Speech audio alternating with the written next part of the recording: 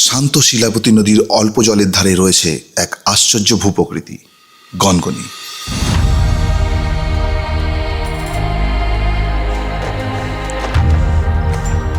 দিনের আলোয় গনগনির রূপ এক ঝলক দেখেই বুঝতে পারলাম কেন একে মিনি গ্র্যান্ড ক্যানিয়ন বলা হয়। আমি কিন্তু বাংলার গ্র্যান্ড ক্যানিয়নের প্রায় টপে দাঁড়িয়ে রয়েছি, আর এখান থেকে শিলাবতী নদী পরিষ্কার দেখা যাচ্ছে। প্রকৃতির নিয়মে শিলাবতীর ছোঁয়ায় তৈরি হয়েছে এই ক্যানিয়ন। শিলাবতী নদী বহু বছর আগে কিন্তু এই লেভেলেই বইতো। বেলা বাড়ার সাথে সাথে ক্যানিয়ন সোনালী রূপ ধারণ করে। শোনা যায় এই তল্লাটেই দাপিয়ে বেড়াতো বকাসুর নামে এক রাক্ষস। এখানকার স্থানীয়রা মনে করেন এখানেরই কোনো এক গুহাতে নাকি বকাসুর বাস করতেন এবং ভীম তাকে এখানেই বধ করেছিলেন। খাদের গায়ে মনে হয় কেউ যেন ছেনি হাতুড়ি দিয়ে ভাস্কর্য খোদাই করেছে। এই জায়গাটা দেখুন, এমন ভাবে তৈরি হয়েছে দেখে মনে হচ্ছে একটা বিশাল বড় হাতের ছাপ। ল্যাটেরাইট মাটির ওপর আর রয়েছে ঘন শালের অরণ্যে ঘেরা বাগডোবার জঙ্গল। এখানে কি হাতি রিয়েলি আসে? হ্যাঁ, এখানে হাতি আসে, সিজন বাই সিজন আসে। এরকম হাতির পায়ের ছাপ। আচ্ছা, প্রকৃতির এই অপরূপ সৌন্দর্যকে চাক্ষুষ করতে আজ গনগনির যাত্রাপথে।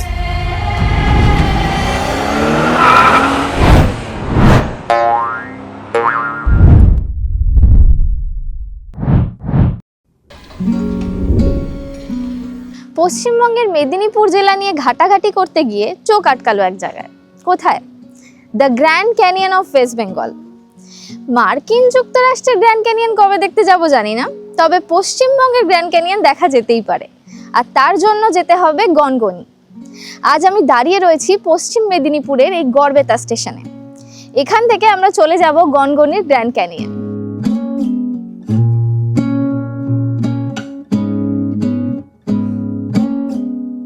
শালিমার স্টেশন থেকে 7:45-এর আরণ্যক এক্সপ্রেস ধরে আমরা চলে এসেছি গড়বেতা স্টেশন। নামিয়েছে ওই 10:55 নাগাদ, বেশি একটা লেট করেনি ট্রেন। তো তারপর 1 নম্বরে নেমে আমরা ওভারব্রিজ ক্রস করে বাইরে বেরিয়ে এলাম স্টেশনের। তো এখানে বাইরে বেরিয়ে এসে দেখছি টোটো স্ট্যান্ড রয়েছে। এখান থেকেই টোটো আপনারা রিজার্ভ করেও যেতে পারেন বা এমনিও যেতে পারেন। আমরা তো রিজার্ভ করে নিচ্ছি। তো এখান থেকে এখন আমরা বেরিয়ে পড়বো গনগনির উদ্দেশ্যে। আর গনগনি এখান থেকে প্রায় ওই 3.5 কিলোমিটার বা 4 কিলোমিটারের দূরে অবস্থিত। তো চলুন বেরিয়ে পড়ি।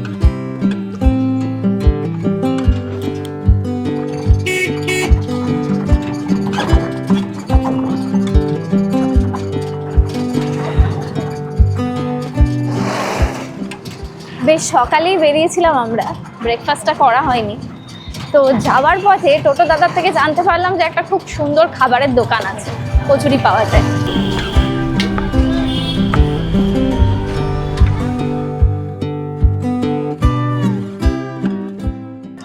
এই যে এখানে ভ্যানে তৈরি হচ্ছে লুচি, শুনলাম এটা নাকি খুব ভালো বানায়। তবে আমরা কচুরি ভেবেছিলাম, কিন্তু ব্রেকফাস্টের জন্য এটাও ঠিক আছে।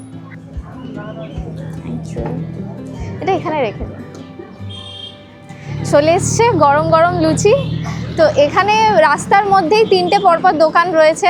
ছেঁড়া পরোটাও আছে, আবার কচুরি মানে এই লুচিও রয়েছে, চপও রয়েছে। তো যেটাই খাবেন এখান থেকে কিন্তু এই খাবারটা মিস করবেন না, অবশ্যই খেয়ে যাবেন। দারুণ। ব্রেকফাস্ট সেরে এবার আমরা রওনা দিলাম গন্তব্যে। শীতের আমেজে সোনালি রোদ গায়ে মেখে আমরা কাজু বাদামের গাছের মধ্যে দিয়ে যাচ্ছি গনগনি। মানে এই যে আশপাশে দেখতে পাচ্ছেন গাছগুলো, এগুলো বেশিরভাগই কিন্তু সব কাজু গাছ, পুরো কাজু গাছের জঙ্গল বলা যেতে পারে। এখান থেকে আর মিনিট 5 গনগনি।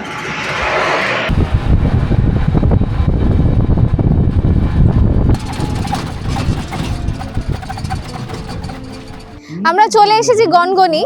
এখানে এসেই দেখতে পাচ্ছি চারিদিকে প্রচুর দোকান রয়েছে, অনেক দোকানঘাট বেড়ে গেছে এখানে। আর এখানে থাকা খাওয়ার সমস্ত সুবন্দোবস্ত আছে, তবে সেগুলোতে পরে আসবো। এখন আমাদের মুখ্য উদ্দেশ্য হলো দ্য গ্র্যান্ড ক্যানিয়ন। তো আগে যাব সেই জায়গাটায়, চলুন।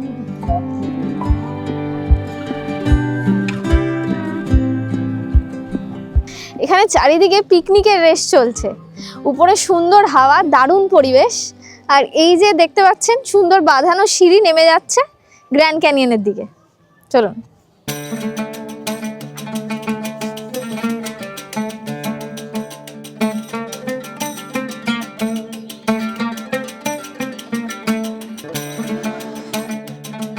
এই জায়গাটাই পশ্চিমবঙ্গের গ্র্যান্ড ক্যানিয়ন নামে পরিচিত।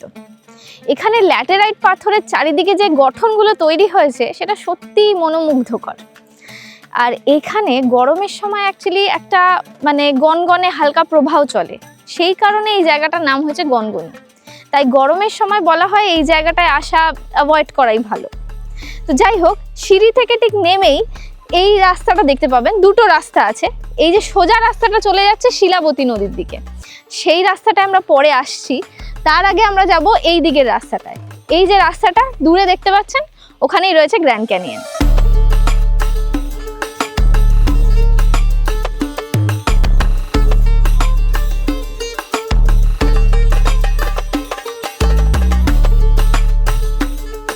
প্রকৃতির ক্যানভাসে বহুদিন ধরে প্রাকৃতিকভাবে সৃষ্ট শিলাবতী নদীর ভূমিক্ষয়ের ফসল হলো গনগনি।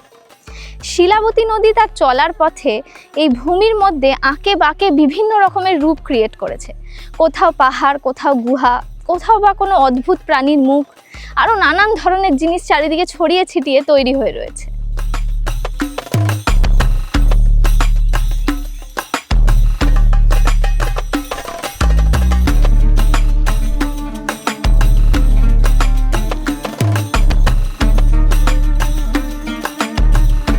এখানে এসে আমার মনে পড়ে যাচ্ছে রূপকথা সেই অলি গলিতে বাঁধানো সিঁড়িপথের কথা। আবার কোনো জায়গা দেখে মনে পড়ছে আলিবাবা চার্লি স্টোরের সেই গুহার কথা।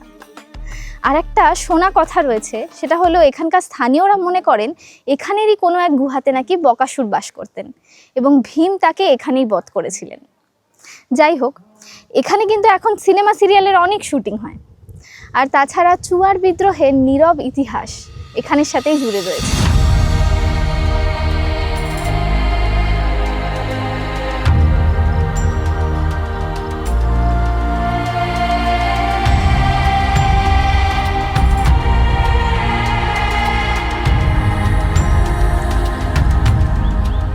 এই জায়গাটা দেখুন, পুরো গুহার মতো দেখতে, কিন্তু কলসির শেপ নিয়েছে। মানে ওপর দিকটা পুরো ফাঁকা আর নিচের দিকটা এরকম জালার মতো একটা শেপ হয়েছে। আর এই পাথরগুলো, এগুলো কিন্তু সব ল্যাটেরাইট পাথর।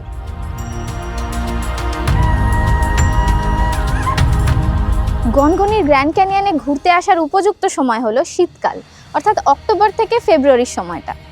গরমে তো আগেই বললাম প্রচুর টেম্পারেচার থাকে, আর বর্ষাকালে এখানে চারিদিকে জল হয়ে থাকে। আর সত্যি কথা বলতে মেঘলা দিনে কিন্তু গনগনির আসল রূপ ঠিক খোলে না, একটু ম্যারম্যার করে।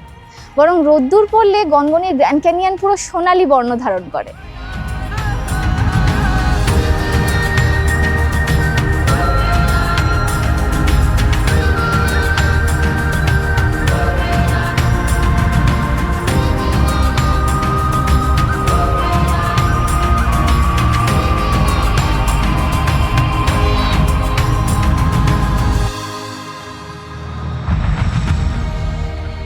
আচ্ছা, যারা এই ল্যাটেরাইটের ঢিপিতে উঠবেন বা নামবেন তাদের জন্য বলে রাখি, এখানে কিন্তু চারিদিকে পুরো ছড়িয়ে ছিটিয়ে ঝুড়ো ঝুড়ো পাথর রয়েছে, যার ফলে পা হড়কে যেতে পারে। তাই খুব সাবধানে চলাফেরা করবেন, দেখে বুঝে। এবং যদি বয়স্ক মানুষদের আনেন তাহলে আমি বলবো এখানে চড়াটা ঠিক হবে না একদমই।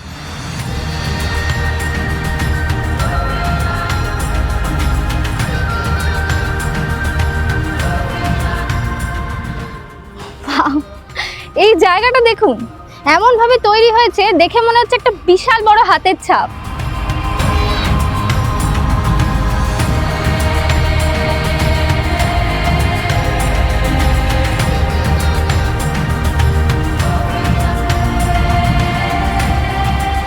এখানে দেখেছেন কেমন একটা আকৃতি তৈরি করেছে? মানে শিলাবতী নদী বহু বছর আগে কিন্তু এই লেভেলেই বইতো, জলের লেভেল এত পর্যন্ত ছিল। আর এই সব জায়গায় সব মাটি, এখানটা নিশ্চয়ই মাটি খুব নরম ছিল। আর এই যে পুরো জায়গাটা, এটা জলের গভীরতা ছিল এক সময়, নাহলে এই ভাঙনগুলো কি করে পসিবল? মানে জলের গতিপথ ধরেই তো এখানে ভাঙনগুলো তৈরি হয়েছে। এখন জল অন্যদিকে বাঁক নিয়েছে, তাই এখানে আর জল নেই। তবে এই ভাঙনগুলো দেখে বোঝা যাচ্ছে যেখানে জলের কতটা গভীরতা ছিল। আর এই জায়গাটা পুরো একটা ফ্রেম তৈরি হয়ে গেছে।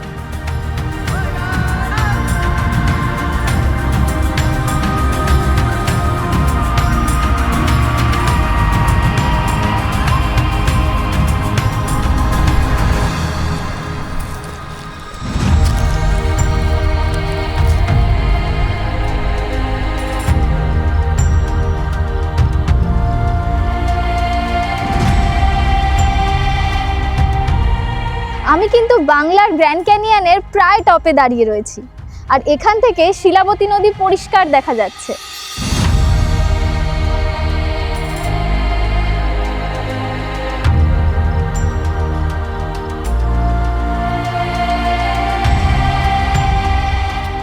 কিভাবে আসবেন গনগনিতে সেই বিষয়ে একটু বলি।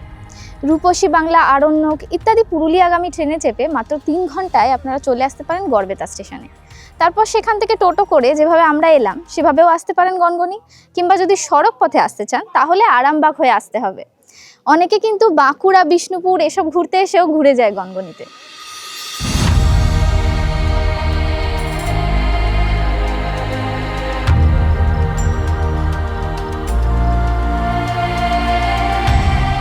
আমি কিন্তু গ্র্যান্ড ক্যানিয়নের একেবারে টপে উঠে গেছি এখন। মানে আমি সাইড থেকে এসছি একেবারে ধাপ বেয়ে বেয়ে যেভাবে আপনাদের দেখাচ্ছিলাম, কিন্তু এই যে জায়গাটা এটা আবার গিয়ে মিশছে একদম মেন গেটের সাথে। এই জায়গাটায় চারিদিকে বেশ অনেক কয়েকটা পিকনিক হচ্ছে, কারণ এই স্পটটা অ্যাকচুয়ালি পিকনিকের জন্য বেশ ফেমাস স্থানীয়দের কাছে।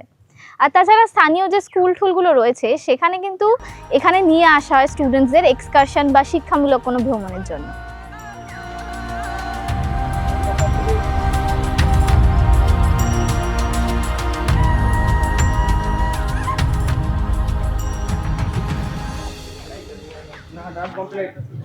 हरे कृष्णा कृष्णा कृष्णा हरे हरे, हरे राम राम राम हरे हरे। जय जय माँ प्रसाद की जय। जय गौर सीतानाथ प्रेमानंदे हरि हरि बोल। গড়বেতা স্টেশনের একদম কাছে বেশ কয়েকটা ছোট ছোট হোটেল এবং লজ রয়েছে, কিন্তু আপনারা যদি গ্র্যান্ড ক্যানিয়নের এই অপূর্ব মনোরম দৃশ্যের মধ্যে থাকতে চান তাহলে এই সরকারি উদ্যোগে মানে পর্যটন দপ্তর থেকে একটা রিসর্ট তৈরি করা হয়েছে। এর মধ্যে বেশ কয়েকটা কটেজ রয়েছে। এই যে গ্র্যান্ড ক্যানিয়ন, শিলাবতী নদী, আর এইখানেই হলো সেই কটেজ। এই জায়গাটাতে বুক করার কিন্তু প্রসেস রয়েছে, মানে অনলাইনে বুক করতে হবে gongoniresort.com সেখান থেকে, কিংবা বেশ কিছু ফোন নাম্বারও প্রোভাইড করা আছে। সব কিছু কিন্তু আমি ডেসক্রিপশন বক্সে আপনাদেরকে দিয়ে দিচ্ছি, সেখান থেকে নোট করে নেবেন। আর তাছাড়া আপনারা এখানে এসেও বুক করতে পারেন। আর রিসর্টের এক্সটেরিয়ার পার্টটা যদি আপনারা ঘুরে দেখতে চান সেক্ষেত্রে আপনারা এখানে এসে পার হেডে 5 টাকা টিকিটের মূল্যে এই ভেতরটা ঘুরে দেখতে পারেন।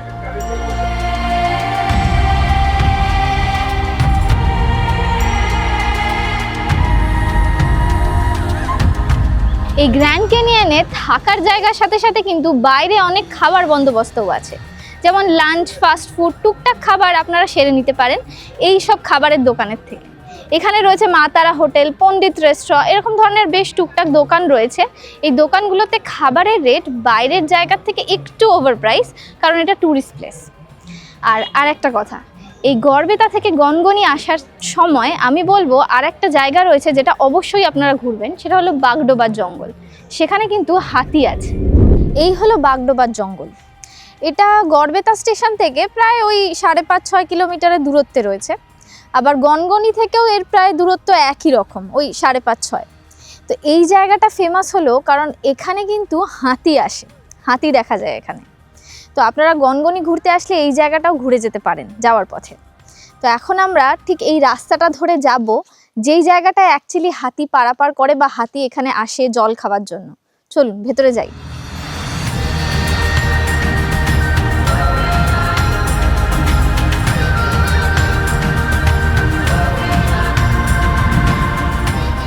এই হলো আমাদের টোটো চালক বিশ্বজিৎ দা, ওনার সাথে আমরা এই জায়গাটা ঘুরতে বেরিয়েছি।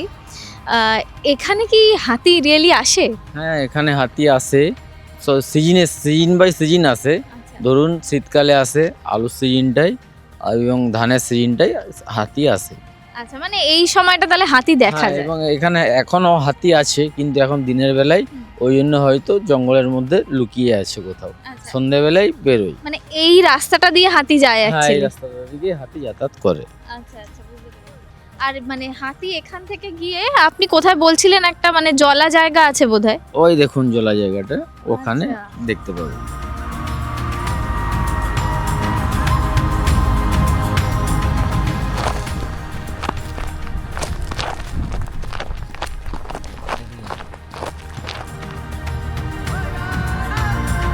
অন্যান্য পশু পাখিও নিশ্চয়ই আছে এখানে। আছে, না থাকার কিছু নেই, তবে এখন তো ওই শেয়ালটাই মাঝে মাঝে দেখা যায়।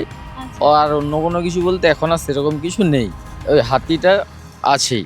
আচ্ছা, ওরা 12 মাস 30 দিন থাকেই মোটামুটি।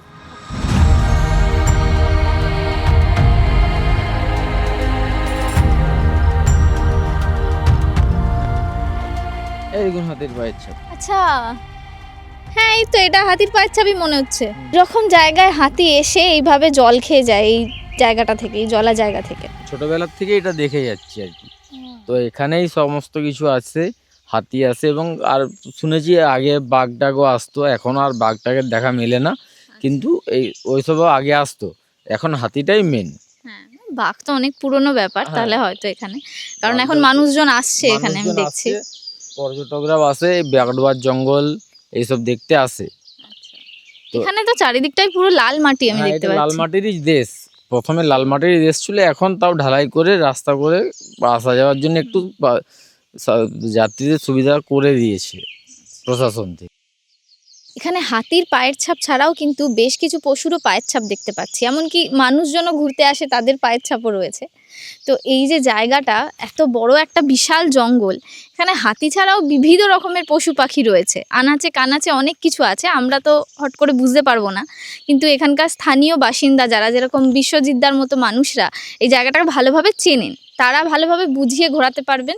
যেমন বিশ্বজিৎদা কিন্তু আমাদেরকে খুব সুন্দরভাবে ঘোরাচ্ছেন চারিদিকটা। তাই আপনারাও যদি এখানে ঘুরতে এসে ওনার সাথে কন্ট্যাক্ট করে ঘুরতে চান, তাহলে আপনাদের সুবিধা হবে। আর সেই জন্যই বলে রাখি যে এই যে জঙ্গলটা, বাগডোবার জঙ্গল ছাড়া গনগনি এইগুলো ছাড়াও কিন্তু বেশ কিছু মন্দির রয়েছে, কিছু স্পট আছে, সেগুলোও উনি ভালো করে ঘুরিয়ে দেবেন আপনাদেরকে। তো সেগুলো মিলিয়ে কত নেবেন আপনি?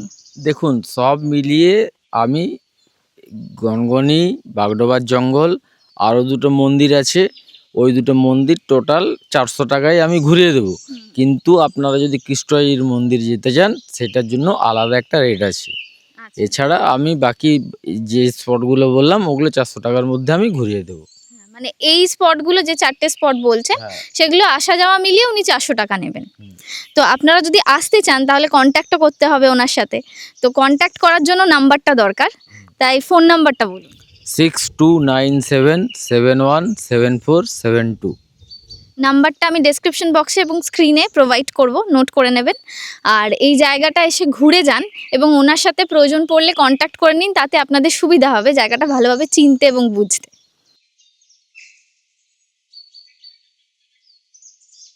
এখানে ঘুরতে আসলে আমি কিন্তু রিকমেন্ড করব, অবশ্যই এই জায়গাটায় ঘুরতে আসুন, এই বাগডোবার জঙ্গলে, দারুণ লাগবে আপনাদের।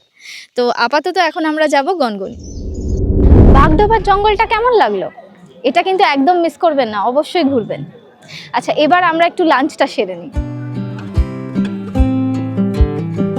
লাঞ্চ শেষে শিলাবতীর অপরূপ সৌন্দর্য মন কাড়ল। এবার দেখে নেব শিলাবতী নদী। এই যে এইদিকে রয়েছে শিলাবতী নদী।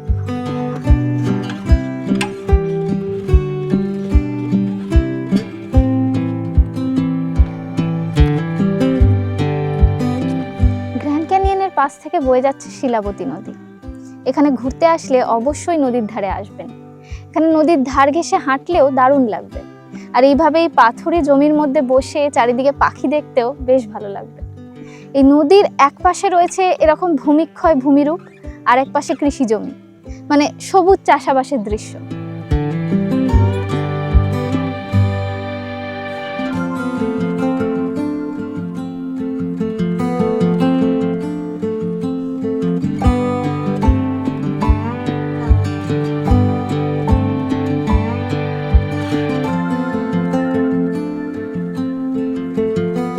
গনগনিতে সূর্যাস্তের দৃশ্য অসাধারণ।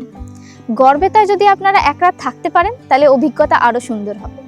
গনগনিকে সম্পূর্ণভাবে উপলব্ধি করার জন্য এখানে বিকালে সূর্যাস্তের সময় আর একবার সকালবেলা সূর্যোদয়ের সময় থাকাটা খুব জরুরি।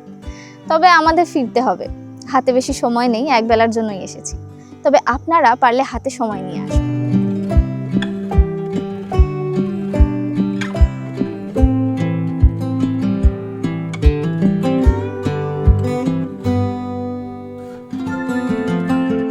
অ্যারিজোনার রুক্ষ জমির মধ্যে কলোরাডো নদী বয়ে পাথরের ক্ষয় হয়ে তৈরি হয়েছে বিখ্যাত গ্র্যান্ড ক্যানিয়ন।